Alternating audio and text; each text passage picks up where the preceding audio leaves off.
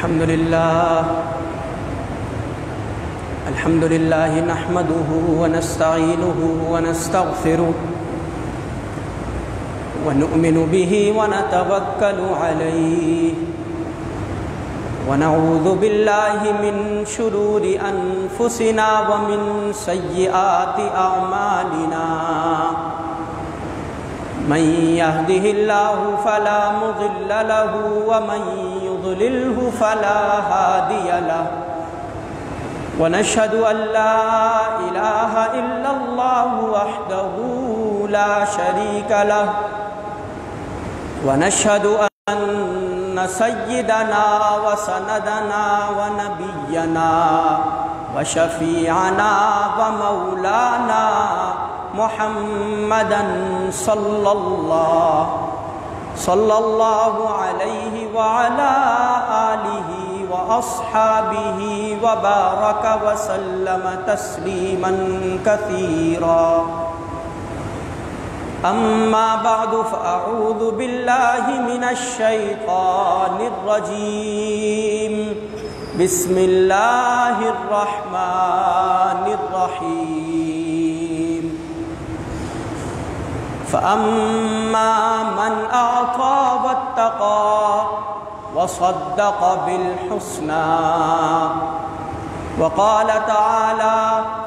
رضي الله عنهم ورضوا عنه صدق الله العظيم اللهم صل على محمد وعلى آل محمد كما صليت على إبراهيم وعلى آل إبراهيم إنك حميد مجيد اللهم بارك على محمد وعلى آل محمد كما باركت على إبراهيم وعلى آل إبراهيم إنك حميد مجيد محترم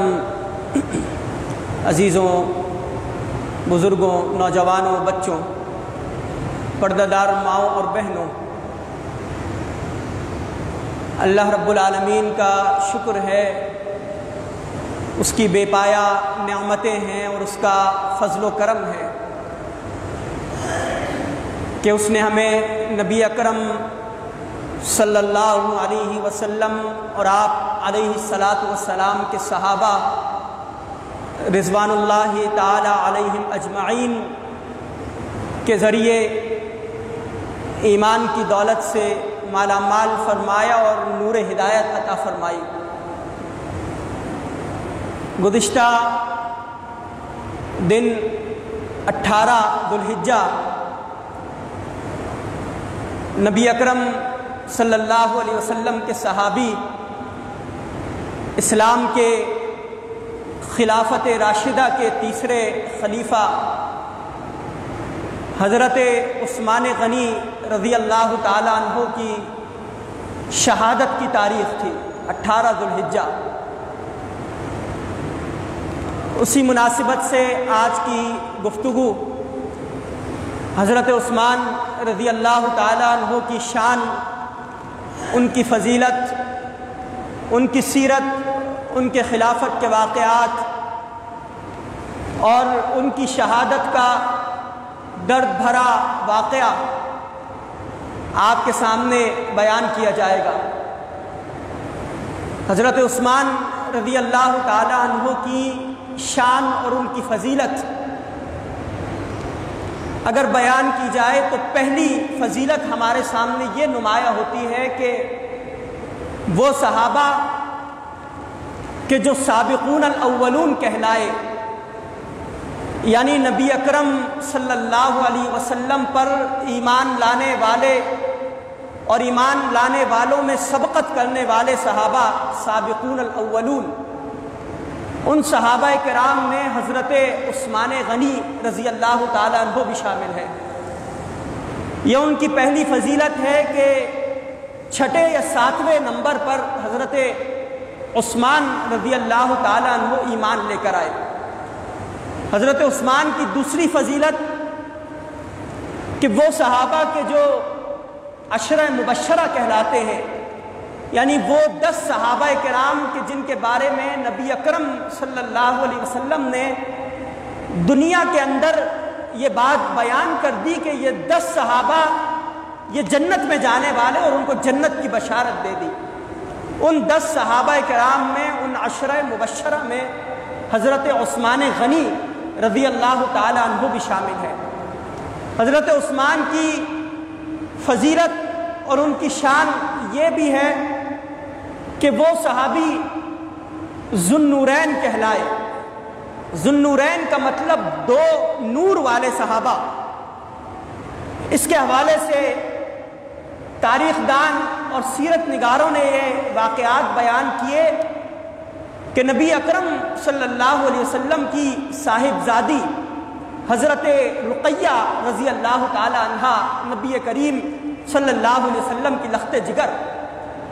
حضرت عثمان رضی اللہ تعالی عنہ نے جو ہی ایمان قبول کیا تو نبی کریم صلی اللہ علیہ وسلم نے اپنی لخت جگر اور اپنی صاحبزادی حضرت رقیہ رضی اللہ تعالی عنہا کا نکاح حضرت عثمان سے فرمایا۔ اور روایات اور واقعات میں آتا ہے کہ غزوہ بدر کا موقع ہے، حضرت رقیہ رضی اللہ تعالی عنہا انتہائی شدید بیماری کی کیفیت کے اندر مبتلا ہو جاتی ہے۔ وہ بستر پر بیماری کی اور مرض کی کیفیت اور اس کی شدت کا مقابلہ کر رہی ہیں۔ حضرت عثمان رضی اللہ تعالی عنہ نبی کریم صلی اللہ علیہ وسلم کے پاس تشریف لاتے اور عرض کرتے ہیں کہ یا رسول اللہ، میں غزوہ بدر کے اندر شریک ہونا چاہتا ہوں، آپ مجھے اجازت دیں، میں کفار سے مقابلہ کرنا چاہتا ہوں۔ تو نبی کریم صلی اللہ علیہ وسلم نے حضرت عثمان غنی رضی اللہ تعالیٰ عنہ سے فرمایا کہ عثمان، تم بدر کے اندر شریک نہ ہو، تمہاری جو اہلیہ ہیں یعنی میری بیٹی حضرت رقیہ رضی اللہ تعالیٰ عنہ، تم اس کی تیمارداری کرو۔ تمہارا اس کی تیمارداری کرنا ایسا ہے گویا کہ تم بدر کے اندر شریک ہوئے، اور بدر کے اندر جو مال غنیمت ہمیں ملے گا اس کے اندر تمہارا بھی حصہ ہوگا، یعنی تم بدر میں شریک سمجھے جاؤ گے اور اس کے مال غنیمت کے حصے دار سمجھے جاؤ گے۔ تو واقعات میں آتا ہے کہ نبی کریم صلی اللہ علیہ وسلم 313 صحابہ کرام کے قافلے کے ساتھ بدر کے میدان کے اندر گئے، وہاں کفار سے مقابلہ ہوا اور مسلمانوں کو فتح نصیب ہوئی، مسلمان واپس لوٹے۔ نبی کریم صلی اللہ علیہ وسلم حضرت عثمان رضی اللہ تعالیٰ عنہ آپ کے پاس آئے اور عرض کی کہ یا رسول اللہ، آپ کی بیٹی اور صاحبزادی حضرت رقیہ رضی اللہ تعالیٰ عنہ ان کا انتقال ہو گیا۔ نبی کریم صلی اللہ علیہ وسلم کو ان کے انتقال کی اطلاع ملی، کچھ لمحات گزرے، کچھ ایام گزرے، نبی کریم صلی اللہ علیہ وسلم مسجد نبوی میں تشریف لاتے ہیں۔ حضرت عثمان رضی اللہ تعالیٰ عنہ مسجد نبوی کے دروازے کے پاس موجود ہیں۔ نبی کریم صلی اللہ علیہ وسلم مسجد نبوی میں داخل ہوتے ہیں، دیکھتے ہیں کہ آسمان سے حضرت جبریل امین علیہ السلام تشریف لائے ہیں اور نبی کریم صلی اللہ علیہ وسلم سے کچھ گفت و شنید فرماتے ہیں۔ تو نبی کریم صلی اللہ علیہ وسلم حضرت عثمان سے فرماتے ہیں کہ عثمان، ابھی حضرت جبریل علیہ السلام آسمان سے تشریف لائے اور انہوں نے جو پیغام مجھے پہنچایا وہ پیغام یہ تھا کہ اللہ رب العالمین نے میری بیٹی حضرت ام کلثوم رضی اللہ تعالی عنہ کا نکاح حضرت عثمان رضی اللہ تعالی عنہ سے آسمانوں پر کر دیا، لہذا مجھے حضرت جبریل نے یہ درخواست کی اور یہ بات کہی کہ آپ اپنی بیٹی ام کلثوم رضی اللہ تعالی عنہ کا نکاح حضرت عثمان رضی اللہ تعالی عنہ سے فرمائے۔ تو یہ صحابی حضرت عثمان رضی اللہ تعالی عنہ اس قدر جلیل القدر صحابی، اس قدر عظیم صحابی، اس قدر شان اور فضیلت رکھنے والے صحابی کہ نبی اکرم صلی اللہ علیہ وسلم کی 2 بیٹیاں، ایک حضرت رقیہ رضی اللہ تعالی عنہ ان کے شوہر قرار پائے، ان کا انتقال ہوا تو حضرت ام کلثوم رضی اللہ تعالی عنہ سے نبی اکرم صلی اللہ علیہ وسلم نے حضرت عثمان کا نکاح فرمایا۔ اور پھر واقعات میں آتا ہے کہ آگے چل کر حضرت ام کلثوم کا بھی انتقال ہوا تو نبی اکرم صلی اللہ علیہ وسلم حضرت عثمان کے پاس تشریف لائے اور حضرت عثمان سے فرمایا کہ عثمان، مجھے تم پر اس قدر اعتماد ہے، اتنا زیادہ اعتبار ہے کہ اگر اللہ رب العالمین مجھے 40 بیٹیاں عطا کرتا تو میں تمام کی تمام بیٹیاں ایک ایک کر کے تمہارے نکاح کے اندر دے دیتا. یعنی اس قدر جلیل القدر اور فضیلت رکھنے والے صحابی حضرت عثمان رضی اللہ تعالیٰ عنہ، اور ان کے مقام کے اندر یہ بات بھی ہمارے سامنے آتی ہے کہ حضرت عثمان رضی اللہ تعالیٰ عنہ، یہ جو قرآن کریم میں اللہ رب العالمین نے فرمایا کہ فَأَمَّا مَنْ أَعْطَى وَاتَّقَى وَصَدَّقَ بِالْحُسْنَى، کہ قرآن کریم کی سورہ فاتحہ میں اللہ رب العالمین نے جو فرمایا کہ اهْدِنَا الصِّرَاطَ الْمُسْتَقِيمَ صِرَاطَ الَّذِينَ أَنْعَمْتَ عَلَيْهِمْ، یہ جو ہم دعا کرتے ہیں کہ اللہ ہمیں سیدھا راستہ دکھا، اهْدِنَا الصِّرَاطَ الْمُسْتَقِيمَ، کن لوگوں کا راستہ؟ صراط الذین انعمت علیہم، ان لوگوں کا راستہ کہ جن پر آپ نے انعام کیا. تو مفسرین کرام بیان فرماتے ہیں کہ قرآن کی سورہ فاتحہ کی اس آیت کی تفسیر کسی دوسرے مقام پر ہمیں ملتی ہے. یہ جو قرآن کریم میں اللہ رب العالمین نے فرمایا کہ اولئک الذین انعم اللہ علیہم من النبیین والصدیقین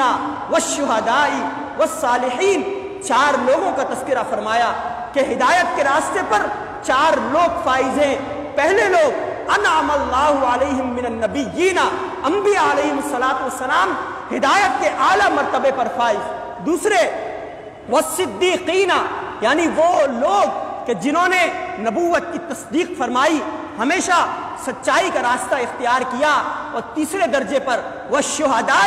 وہ لوگ کہ جو شہادت کے مرتبے پر سرفراز ہوئے. اور چوتھے درجے پر والصالحین، وہ لوگ کہ جو صالحین میں جن کا شمار ہوتا تھا، نیک لوگوں کے اندر جن کا شمار ہوا کرتا تھا. تو یہ جو قرآن کریم نے اور نبی اکرم صلی اللہ علیہ وسلم نے 4 باتیں بیان فرمائی کہ انبیاء، صدیقین، شہداء اور صالحین، یہ 4 درجے ایسے ہیں کہ جو ہدایت کے راستے پر فائز ہونے والے اور ہدایت پر چلنے والے ہیں. تو ان میں سے 2 درجات حضرت عثمان غنی رضی اللہ تعالیٰ عنہ کو نصیب ہوتے ہیں. حضرت عثمان صدیق بھی کہلاتے ہیں، حضرت عثمان شہید بھی کہلاتے ہیں، اور ایسے شہید مظلوم شہید ہیں، ان سے زیادہ ظلم کسی اور شہید پر نہیں کیا گیا. روایات اور واقعات میں آتا ہے کہ حضرت عثمان رضی اللہ تعالیٰ عنہ، ان کی شان یہ ہے، ان کی فضیلت اور ان کا مرتبہ اور مقام یہ ہے کہ اپنا سب کچھ اللہ کی راہ میں لٹا دینے والے صحابی ہیں. جو کچھ ان کے پاس مال موجود تھا، جو کچھ اللہ رب العالمین نے نعمت عطا فرمائی تھی، وہ سب اللہ کی بارگاہ میں اور نبی اکرم صلی اللہ علیہ وسلم کے ایک جملے پر سب کچھ اللہ کی راہ میں قربان کر دینے والے صحابی حضرت عثمان غنی کہلائے. یعنی وہ ایسے مالدار کہ جو کچھ ان کے پاس موجود تھا سب کچھ اللہ کی راہ میں لٹا دیا. روایات اور واقعات میں آتا ہے کہ مسجد نبوی کی تعمیر کا موقع ہے. مسجد نبوی میں صحابہ کرام آتے ہیں، نماز کا اہتمام کرتے ہیں، جگہ تنگ ہوتی جا رہی ہے، وسعت کی ضرورت ہے کہ مسجد نبوی کو وسیع کیا جائے. نبی کریم صلی اللہ علیہ وسلم اعلان کرتے ہیں کہ کیا کوئی ہے، کیا کوئی ایسا مسلمان یا میرا ایسا کوئی ساتھی ہے کہ جو مسجد نبوی کی تعمیر میں اور اس کی توسیع کے اندر اپنا حصہ ڈالے. حضرت عثمان رضی اللہ تعالیٰ عنہ کھڑے ہوتے ہیں، عرض کرتے ہیں کہ یا رسول اللہ، میرا سارا مال آپ کی خاطر قربان اور اللہ کی رضا کے لیے قربان. مسجد نبوی کی توسیع میں اور اس کو وسعت دینے میں اور اس کے کشادگی اور اضافے میں جتنا مال صرف ہوتا ہے، سارا کا سارا مال حضرت عثمان غنی رضی اللہ تعالیٰ عنہ وہ اپنی جیب سے دیتے ہیں اور سب کچھ اللہ کی بارگاہ میں لٹا دیتے ہیں. اور پھر واقعات میں یہ بات بھی آتی ہے کہ حضرت عثمان رضی اللہ تعالیٰ عنہ ایسے جلیل القدر، ایسے فضیلت والے صحابی اور اللہ کی راہ میں اس قدر لٹا دینے والے صحابی کہ وہ غلام کہ جو ایمان کو قبول کرتے ہیں، دائرہ اسلام کے اندر داخل ہوتے ہیں، ان غلاموں کو آزاد کروانے والے حضرت عثمان غنی رضی اللہ تعالیٰ عنہ کہلاتے ہیں. وہ فرماتے ہیں کہ میں نے ایمان قبول کیا، نبی اکرم صلی اللہ علیہ وسلم کے ہاتھ میں بیعت کی، اس کے بعد کوئی جمعہ ایسا نہ آیا کہ جس جمعے میں نے اپنے پیسوں کے ذریعے اور اپنی مال و دولت کے ذریعے غلام آزاد نہ کروایا ہو. یعنی غلاموں کو آزاد کروانے والے اور ہر جمعے کو ایک غلام آزاد کرنے والے حضرت عثمان غنی رضی اللہ تعالیٰ عنہ ٹھہرتے ہیں۔ مدینہ کے اندر پانی کی قلت ہے، میٹھا پانی موجود نہیں ہے، ایک کنواں ہے جس کنویں کو بیر روما کہا جاتا ہے، اس کنویں کے اوپر یہودیوں کا قبضہ ہے، یہودیوں کے اندر ان کے احاطے کے اندر وہ کنواں موجود ہے۔ مسلمان آتے ہیں، عرض کرتے ہیں کہ یا رسول اللہ پانی موجود نہیں ہے، میٹھا پانی ہمیں میسر نہیں آتا۔ نبی کریم صلی اللہ علیہ وسلم اعلان کرتے ہیں کیا کوئی ہے میرا ساتھی کہ جو مسلمانوں کو میٹھا پانی دلوائے؟ حضرت عثمان غنی رضی اللہ تعالیٰ عنہ آگے بڑھتے ہیں، یہودی کے پاس جاتے ہیں، وہ جتنا زیادہ مال مانگتا ہے وہ مال اس یہودی کے حوالے کرتے ہیں، اور بیر روما وہ کنواں، میٹھے پانی کا کنواں وہ مسلمانوں کے لیے خریدتے ہیں، اور اس کے بعد سے تمام کے تمام مسلمان اور صحابہ کرام اس کنویں سے پانی وہ لینے والے، یہ جو قرآن نے بشارت دی اور قرآن نے فرمایا کہ فَأَمَّا مَنْ أَعْطَى وَاتَّقَى، کہ وہ لوگ، وہ شخص کہ جس نے سب کچھ اللہ کی بارگاہ کے اندر دے دیا، اعطا وقف کر دیا، عطیہ کر دیا، واتقا اور تقوی اختیار کیا، وصدقا بالحسنى اور تصدیق کی، ہمیشہ سچائی کی راہ پر چلتا رہا، جو بھی اچھائی اور بہترین بات اسے میسر آئی اس نے اس بات کو قبول کیا۔ تو حضرت عثمان رضی اللہ تعالیٰ عنہ کی سیرت اور ان کی فضیلت اور ان کی شان میں سے ایک شان یہ بھی ہے کہ ان کے پاس اللہ رب العالمین نے جو مال و دولت ان کو عطا کیا، وہ مال و دولت انہوں نے اللہ کی راہ میں لٹایا۔ اور عزیزان گرامی، واقعات میں یہ واقعہ بھی آتا ہے کہ غزوہ تبوک کا موقع ہے، اور غزوہ تبوک ایک ایسا غزوہ کہ جس غزوے میں مسلمانوں کے پاس مال و دولت کی انتہائی قلت ہے، اور ایک بڑے جم غفیر سے اور ایک بڑے لشکر سے، کافروں کے لشکر سے مقابلہ ہونا ہے۔ نبی کریم صلی اللہ علیہ وسلم منبر پر موجود ہے اور اعلان کرتے ہیں کہ جس صحابی کے گھر کے اندر جو کچھ مال و دولت موجود ہے وہ لائے اور مسجد نبوی کے صحن کے اندر ڈال دے۔ آج ہمیں کفار سے مقابلے کے لیے مال و دولت اور اسباب کی ضرورت ہے۔ حضرت عمر فاروق رضی اللہ تعالیٰ عنہ، ان کے حوالے سے واقعات میں آتا ہے، گھر جاتے ہیں، اپنی اہلیہ سے کہتے ہیں کہ گھر کے اندر جتنا بھی مال ہے اس مال کو 2 حصوں کے اندر تقسیم کر دیا جائے، اور ایک حصہ مجھے دو، میں جاؤں گا مسجد نبوی میں نبی کریم صلی اللہ علیہ وسلم کے حوالے کروں گا۔ واقعات میں آتا ہے کہ گھر کا آدھا مال لے کر حضرت عمر فاروق رضی اللہ تعالیٰ عنہ نبی کریم صلی اللہ علیہ وسلم کی خدمت میں آتے ہیں اور گھر کا آدھا مال وہ پیش کر دیتے۔ حضرت ابو بکر صدیق رضی اللہ تعالیٰ عنہ، ان کے حوالے سے روایات میں آتا ہے کہ گھر کا سارا مال لے کر آتے ہیں اور نبی کریم صلی اللہ علیہ وسلم کے سامنے مسجد نبوی کے صحن میں لا کر رکھ دیتے۔ نبی کریم صلی اللہ علیہ وسلم پوچھتے ہیں کہ صدیق گھر کے اندر کیا چھوڑ کر آئے ہو؟ تو جواب میں کہتے ہیں کہ اللہ اور اس کے رسول کو چھوڑ کر آیا ہوں۔ حضرت عثمان رضی اللہ تعالیٰ عنہ کا معاملہ آپ دیکھیں، نبی کریم صلی اللہ علیہ وسلم اعلان کر رہے ہیں، کہتے ہیں کہ کیا آج کے غزوے میں، غزوہ تبوک کے موقع پر کوئی میرا ایسا ساتھی ہے جو ہماری امداد کرے اور مدد کرے؟ حضرت عثمان رضی اللہ تعالیٰ عنہ کھڑے ہوتے ہیں اور عرض کرتے ہیں کہ یا رسول اللہ 100 اونٹ سامان سے لدے ہوئے، اناج سے لدے ہوئے آپ کی خدمت میں پیش کرتا ہوں۔ نبی کریم صلی اللہ علیہ وسلم اپنے اس اعلان کو جاری رکھتے ہیں، کہتے ہیں کہ اور بھی کوئی ہے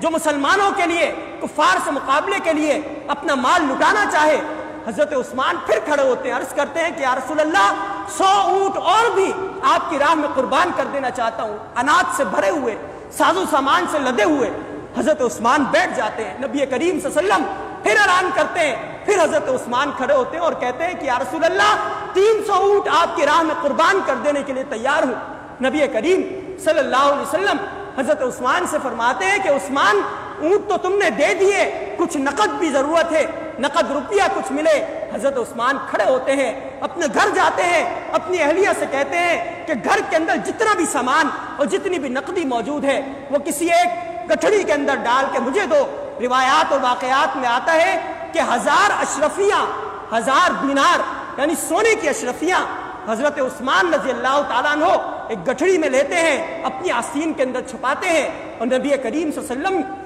ممبر پر بیٹھے ہیں، مسجد نبوی کے ممبر پر آپ کی جھولی اس طرح ہے، نبی کریم صلی اللہ علیہ وسلم کی جھولی میں حضرت عثمان وہ 1000 اشرفیہ ڈالتے ہیں نبی کریم صلی اللہ علیہ وسلم کا چہرہ اس قدر کھلکھلا اٹھتا ہے، اس قدر کہ روایات اور واقعات میں آتا ہے کہ کسی نے نبی کریم صلی اللہ علیہ وسلم کے گالوں پر سرخ انار وہ نچوڑ دیے، اس قدر سرخ چہرہ نبی کریم صلی اللہ علیہ وسلم کا خوشی سے ہو جاتا ہے، اور پھر اس گٹھڑی کو اپنے نبی کریم صلی اللہ علیہ وسلم ہلاتے ہیں اور عرض کرتے ہیں کہ عثمان آج کے بعد تمہیں کوئی چیز نقصان نہیں پہنچائے گی۔ یعنی وہ صحابی حضرت عثمان جو غنی کہلائے، اور غنی اس لیے کہلائے کہ اپنا سب کچھ مال و دولت نبی کریم صلی اللہ علیہ وسلم اور اللہ کے دین کی خاطر قربان کر دیا، اسی لیے نبی کریم صلی اللہ علیہ وسلم نے اپنی 2 صاحبزادیاں حضرت عثمان کے نکاح میں دی اور فرمایا کہ اگر میری 40 صاحبزادیاں ہوتی تو میں وہ بھی حضرت عثمان کے نکاح میں دے دیتا۔ اور حضرت عثمان اس قدر حیا والے، ان کی فضیلت میں سے ایک فضیلت یہ بھی ہے کہ سب سے زیادہ باحیا صحابی، اکثرہم حیاء عثمان، نبی کریم صلی اللہ علیہ وسلم نے فرمایا کہ تمام صحابہ میں سب سے زیادہ حیا رکھنے والے حضرت عثمان رضی اللہ تعالیٰ نے، اور ایسے حیا رکھنے والے کہ فرشتے بھی حضرت عثمان سے حیا کھاتے ہیں، اس قدر حیا والے صحابی۔ اور ایک واقعے میں آتا ہے، وہ فرماتے ہیں کہ میں نے نبی کریم صلی اللہ علیہ وسلم کے ہاتھ پر بیعت کی، اپنے ہاتھ سے نبی کریم صلی اللہ علیہ وسلم کے ہاتھ پر بیعت کی۔ حضرت عثمان فرماتے ہیں کہ بیعت کرنے کے بعد آخر تک، اپنی آخری زندگی تک میں نے کبھی بھی اپنے اس ہاتھ کو اپنی شرمگاہ پر نہیں لگایا، اس قدر حیا کرنے والے،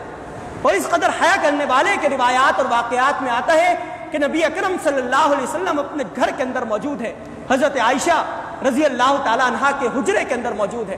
حضرت عائشہ ایک مقام پر بیٹھی ہوئی ہیں، نبی کریم صلی اللہ علیہ وسلم لیٹے ہوئے ہیں، اور اس طرح لیٹے ہیں کہ یہ پنڈلی جو ہے یہ کچھ نظر آ رہی ہے، کپڑا پنڈلی سے ہٹا ہوا۔ نبی کریم صلی اللہ علیہ وسلم کا اگر آپ حجرہ دیکھیں، حضرت عائشہ کا حجرہ اس قدر تنگ حجرہ تھا کہ اگر نبی کریم صلی اللہ علیہ وسلم نماز پڑھتے اور سجدے کے اندر جانا ہوتا تو حضرت عائشہ رضی اللہ تعالیٰ عنہ کے پیروں کو ہاتھ لگاتے، حضرت عائشہ اپنے پیروں کو سمیٹتی، پھر نبی کریم صلی اللہ علیہ وسلم سجدہ کرتے، سجدہ کرنے کی بھی جگہ موجود نہ تھی، اس قدر تنگ حجرہ۔ اس حجرے میں نبی کریم صلی اللہ علیہ وسلم آرام فرما رہے، کسی صحابی کی طرف سے آواز آتی ہے کہ حضرت ابو بکر صدیق رضی اللہ تعالیٰ عنہ حاضر ہونا چاہتے ہیں۔ نبی کریم صلی اللہ علیہ وسلم کہتے ہیں کہ ہاں آ جائیں، کیونکہ حضرت ابو بکر کی بیٹی حضرت عائشہ رضی اللہ تعالیٰ عنہ وہ نبی کریم صلی اللہ علیہ وسلم کے نکاح میں، نبی کریم صلی اللہ علیہ وسلم اسی طرح لیٹے رہتے ہیں، حضرت ابو بکر تشریف لاتے ہیں، حال احوال کچھ سوالات جوابات کرتے ہیں اور واپس چلے جاتے ہیں۔ پھر اطلاع ملتی ہے کہ حضرت عثمان آ رہے ہیں، حضرت عمر فاروق اجازت چاہتے ہیں، نبی کریم صلی اللہ علیہ وسلم کہتے ہیں کہ ٹھیک ہے عمر فاروق کو بھی آنے دو۔ نبی کریم صلی اللہ علیہ وسلم اسی کیفیت میں لیٹے ہوئے ہیں، حضرت عمر فاروق آتے ہیں، کچھ سوالات جوابات ہوتے ہیں، اپنی بات مکمل کر کے چلے جاتے ہیں، اور پھر اطلاع ملتی ہے کہ حضرت عثمان آ رہے ہیں، نبی کریم صلی اللہ علیہ وسلم فوراً اٹھ کر بیٹھ جاتے ہیں، حضرت عائشہ سے فرماتے ہیں کہ عائشہ اپنے آپ کو اچھی طرح ڈھانک لو، اور خود اپنی پنڈلی اور اپنے کپڑے کو ٹھیک کرتے ہیں، اور حضرت عثمان رضی اللہ تعالیٰ عنہ کو اندر آنے کی اجازت دیتے ہیں۔ حضرت عثمان آتے ہیں، نبی کریم صلی اللہ علیہ وسلم سے گفتگو کرتے ہیں اور چلے جاتے ہیں۔ تو حضرت عائشہ کہتی ہیں کہ یا رسول اللہ، حضرت ابو بکر آئے، حضرت عمر آئے، آپ لیٹے رہے، آپ کی پنڈلی سے کپڑا اٹھا رہا، لیکن جب حضرت عثمان آئے تو آپ کیوں اٹھ کر بیٹھ گئے اور اپنے کپڑوں کو درست کیا؟ تو نبی کریم صلی اللہ علیہ وسلم فرماتے ہیں کہ عثمان وہ شخصیت ہے کہ آسمان کے فرشتے بھی ان سے حیا کھاتے ہیں، اسی لیے سب سے زیادہ میرے صحابہ میں اکثرہم حیاء عثمان، سب سے زیادہ حیا رکھنے والے صحابی حضرت عثمان رضی اللہ تعالیٰ عنہ۔ اور پھر واقعات میں آتا ہے کہ خلیفہ بنتے ہیں اسلام کے تیسرے خلیفہ، اور ایسے بہترین خلیفہ کہ دیگر جو خلفاء راشدین موجود ہیں، حضرت ابو بکر صدیق رضی اللہ عنہ 2.5 سال خلافت کے مرتبے پر سرفراز رہتے ہیں، حضرت عمر فاروق 10 سال کا عرصہ خلیفہ رہتے ہیں، حضرت علی رضی اللہ تعالیٰ عنہ تقریباً 4.5 سے 4.25 سال کا عرصہ خلافت کے مرتبے پر سرفراز رہتے ہیں، حضرت عثمان وہ واحد صحابی ہیں کہ 12 سال کا طویل عرصہ خلافت کے مرتبے پر سرفراز رہنے والے، اور اس قدر اسلام کو وسعت دینے والے اور اس قدر فتوحات کرنے والے کہ حضرت عمر فاروق رضی اللہ تعالیٰ عنہ کے دور میں کسریٰ کی جو سلطنت تھی وہ نیست و نابود ہو گئی تھی، اور کسریٰ کے کنگن وہ حضرت عمر فاروق کے دربار میں پیش کیے گئے تھے۔ یہ جو سلطنت روما تھی، روم کی جو سلطنت تھی، حضرت عثمان رضی اللہ تعالیٰ عنہ کے دور میں اس سلطنت کو شکست ہوئی تھی، اور انہوں نے اس سلطنت کو نیست و نابود کر دیا تھا۔ 8 سال کا طویل عرصہ وہ امن اور سکون کا دور تھا، اور اسلام کی فتوحات کا اور اسلام کے پھیلنے کا دور تھا۔ اور پھر واقعات میں آتا ہے کہ آخر کے جو 4 سال تھے حضرت عثمان رضی اللہ تعالیٰ عنہ کے دور کے، ان کی خلافت کے، ان 4 سال کے دوران ایک سازش رچائی گئی، اور اس سازش کے تحت حضرت عثمان رضی اللہ تعالیٰ عنہ کو شہید کیا گیا۔ وہ سازش کرنے والے ان میں یہودی تھے، یہودی اس لیے کہ نبی کریم صلی اللہ علیہ وسلم نے مدینہ میں حضرت ابو بکر اور حضرت عمر رضی اللہ عنہما نے مدینہ میں یہودیوں کا نام و نشان ختم کر کے رکھ دیا تھا، تو ان کے اندر غصہ اور غضب موجود تھا کہ جس غصے کی وجہ سے یہودی حضرت عثمان رضی اللہ تعالیٰ عنہ سے وہ اختلاف رکھتے تھے، اور دوسری طرف کچھ بلوائی موجود تھے۔ بلوائیوں کے اندر وہ لوگ تھے کہ جو حضرت عثمان رضی اللہ تعالیٰ عنہ پر مختلف تہمتیں اور الزامات لگانے والے تھے، اور یہ بات کہتے تھے کہ حضرت عثمان رضی اللہ تعالیٰ عنہ انہوں نے اپنے عزیز و اقارب کو اور اپنے قریبی رشتہ داروں کو عہدے دیے جن عہدوں کی وجہ سے اسلام کو نقصان پہنچ رہا ہے۔ تو بلوائیوں نے حضرت عثمان رضی اللہ تعالیٰ عنہ پر بہت سے ایسے الزامات گڑھے کہ جن الزامات کی وجہ سے حضرت عثمان رضی اللہ تعالیٰ عنہ کو شہید کیا گیا۔ اور اگر آپ تاریخ کے اندر ان کی شہادت کا واقعہ پڑھیں، روایات اور واقعات میں آتا ہے کہ حج کا موقع ہے، مدینہ کے اندر حضرت عثمان رضی اللہ تعالیٰ عنہ کا گھر موجود ہے، اس گھر کے اندر 900 بلوائیوں نے اس گھر کا محاصرہ کیا، اور حضرت عثمان رضی اللہ تعالیٰ عنہ کو اس گھر کے اندر قید کر دیا گیا، اور 40 دن ایک گھونٹ بھی حضرت عثمان رضی اللہ تعالیٰ عنہ کو پانی میسر نہ آیا۔ یہ جو ہم کربلا کا واقعہ بیان کرتے ہیں، حضرت امام حسین رضی اللہ تعالیٰ عنہ کا واقعہ، ان واقعات کے اندر اس قدر گڑے ہوئے واقعات ہیں، اور کہا جاتا ہے کہ کئی دن گزر گئے حضرت حسین رضی اللہ تعالیٰ عنہ نے پانی کا ایک گھٹ بھی اپنے گلے سے نہیں اتارا۔ یہ سارے جھوٹے واقعات، اصل واقعہ تو یہ ہے کہ بمشکل 4 سے 5 دن تھے، یا 10 دن آپ لگائیں، کہ کربلا کے اندر حضرت حسین رضی اللہ تعالیٰ عنہ کو پانی میسر نہ آیا۔ اس سے بڑھ کر جو شہید مظلوم کہلائے، تاریخ کے اندر سب سے زیادہ مظلوم شہید حضرت عثمان رضی اللہ تعالیٰ عنہ، 40 دن تک پانی ان کو میسر نہیں آیا۔ انہوں نے کسی طرح حضرت علی اور حضرت عائشہ رضی اللہ تعالیٰ عنہ سے رابطہ کیا کہ مجھے پانی کم از کم 2 اور کچھ پانی میں پینا چاہتا ہوں۔ حضرت علی رضی اللہ تعالیٰ عنہ پانی لے کر آئے، بلوائیوں نے ان سے پانی چھین لیا اور پانی پھینک دیا۔ حضرت علی نے اپنا پگڑی اتاری اور اپنا امامہ اتارا اور زور سے حضرت عثمان کے گھر میں پھینک دیا، تاکہ یہ بات پتہ چلے کہ میں یہاں تک پہنچا تھا، پانی لے کر پہنچا تھا، اور پانی مجھے نہیں پلانے دیا گیا۔ یعنی وہ صحابی حضرت عثمان رضی اللہ تعالیٰ عنہ کہ جن کی فضیلت اگر آپ بیان کرتے چلے جائیں فضیلت ختم نہیں ہوتی، لیکن اگر ان کے شہادت کے واقعے کو پڑھا جائے، شہادت کا درد بھرا واقعہ ہے۔ حضرت عثمان رضی اللہ تعالیٰ عنہ 40 دن گزرتے ہیں، 18 ذوالحجہ آتی ہے، ذوالحجہ کی 18 تاریخ ہے، کچھ بلوائی گھر میں چھت کے ذریعے یا دیوار پھلانگ کر گھر کے اندر داخل ہوتے ہیں۔ حضرت عثمان رضی اللہ تعالیٰ عنہ ابھی کچھ دیر پہلے نیند سے جاگے ہیں، اور اپنی اہلیہ سے فرماتے ہیں کہ اے میری اہلیہ، اے نائلہ، ان کی اہلیہ کا نام نائلہ ہوتا ہے، اور کہتے ہیں کہ نائلہ، میں نے ابھی خواب میں دیکھا ہے کہ میرا وقت قریب آ چکا، اور خواب میں نے یہ دیکھا کہ نبی کریم صلی اللہ علیہ وسلم موجود ہیں، حضرت ابو بکر اور حضرت عمر فاروق موجود ہیں، اور نبی کریم صلی اللہ علیہ وسلم مجھے یہ فرما رہے ہیں کہ عثمان، ہم تمہارا انتظار کر کر کے تھک گئے، عثمان جلدی آؤ۔ تو حضرت نائلہ سے کہتے ہیں کہ نائلہ، اب میرا آخری وقت آ چکا ہے، لہذا میری یہ خواہش ہے کہ تم مجھے کوئی شلوار لا کر دو، جس شلوار کو میں انتہائی زور سے اپنی کمر پر باندھ لوں، کہ کہیں ایسا نہ ہو کہ بلوائی اگر مجھے شہید کرے تو میرا کوئی سطر وہ کھلا رہ جائے اور حیا کا دامن جو ہے وہ دور ہو جائے۔ حضرت عثمان کو شلوار لا کر دی جاتی ہے، وہ شلوار کو باندھتے ہیں، اور پھر قرآن کریم منگواتے ہیں، قرآن کریم کی تلاوت شروع کرتے ہیں۔ اور روایات اور واقعات میں آتا ہے کہ فَسَيَكْفِيكَهُمُ اللَّهُ وَهُوَ السَّمِيعُ الْعَلِيمُ، قرآن کی اس آیت کا مطالعہ کر رہے ہیں کہ اللہ کافی ہے اور وہ سننے اور جاننے والا ہے۔ بلوائی دیوار پھلانگ کر گھر کے اندر آتے ہیں، حضرت عثمان رضی اللہ تعالیٰ عنہ کے قریب آتے ہیں، ایک بلوائی کے ہاتھ میں لوہے کا ایک عصا ہوتا ہے، وہ اس سے زور سے حضرت عثمان کو مارتا ہے، ان کے سر سے خون جاری ہو جاتا ہے، اور وہ خون اس قرآن کی اس آیت کے اوپر گرتا ہے، فَسَيَكْفِيكَهُمُ اللَّهُ وَهُوَ السَّمِيعُ الْعَلِيمُ۔ حضرت عثمان رضی اللہ تعالیٰ عنہ قرآن کی تلاوت وہ جاری رکھتے ہیں، ایک بلوائی آگے بڑھتا ہے، ان کو گراتا ہے، ان کے سینے کے اوپر آ کر بیٹھ جاتا ہے، ان کی داڑھی کو کھینچتا ہے، اور ان کو عجیب و غریب سے الفاظ کہتا ہے۔ دوسرا بلوائی آتا ہے، حضرت عثمان رضی اللہ تعالیٰ عنہ کو مارتا ہے،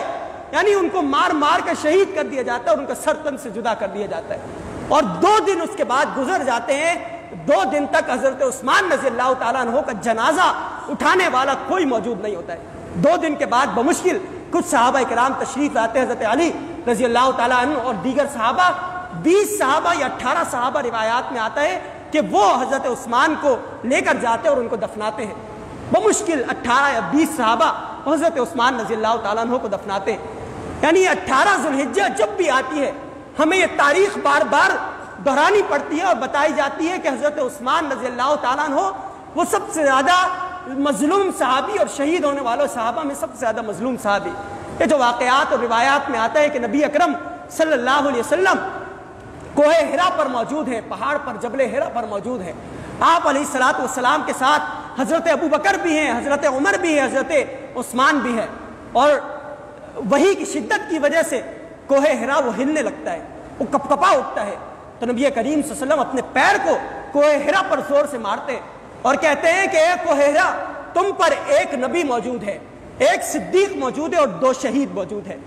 تو اس وقت نبی کریم صلی اللہ علیہ وسلم حضرت عثمان اور حضرت عمر فاروق رضی اللہ عنہما کے سامنے یہ بشارت دیتے ہیں کہ حضرت عثمان اور حضرت عمر فاروق کو شہید کر دیا جائے گا۔ تو عزیزان گرامی، حضرت عثمان رضی اللہ تعالیٰ عنہ کی سیرت اور واقعات ہمیں یہ بات بتاتے ہیں کہ ہمیں اپنے اندر بھی وہی اوصاف پیدا کرنے چاہیے، وہی حیا کی صفت کہ جس طرح حیا کا دامن حضرت عثمان نے ہمیشہ تھاما، ہمیں بھی اس دامن کو تھامنا چاہیے۔ جس طرح حضرت عثمان نے اپنا سب کچھ اللہ کی راہ کے اندر لٹا دیا، سب کچھ قربان کر دیا، اپنا سارا کا سارا مال لٹا دیا، ہمیں بھی سب کچھ اللہ کی بارگاہ کے اندر خرچ کر دینا چاہیے اور اپنا مال لٹا دینا چاہیے، اور ایسے صحابی قرار پائے، ایسے جلیل القدر صحابی کہ نبی کریم صلی اللہ علیہ وسلم نے اپنی 2 بیٹیوں کا نکاح حضرت عثمان رضی اللہ تعالیٰ عنہ سے کیا اور فرمایا کہ اگر میری 40 بیٹیاں ہوتی تو میں 40 بیٹیوں کا نکاح بھی حضرت عثمان سے کر دیتا۔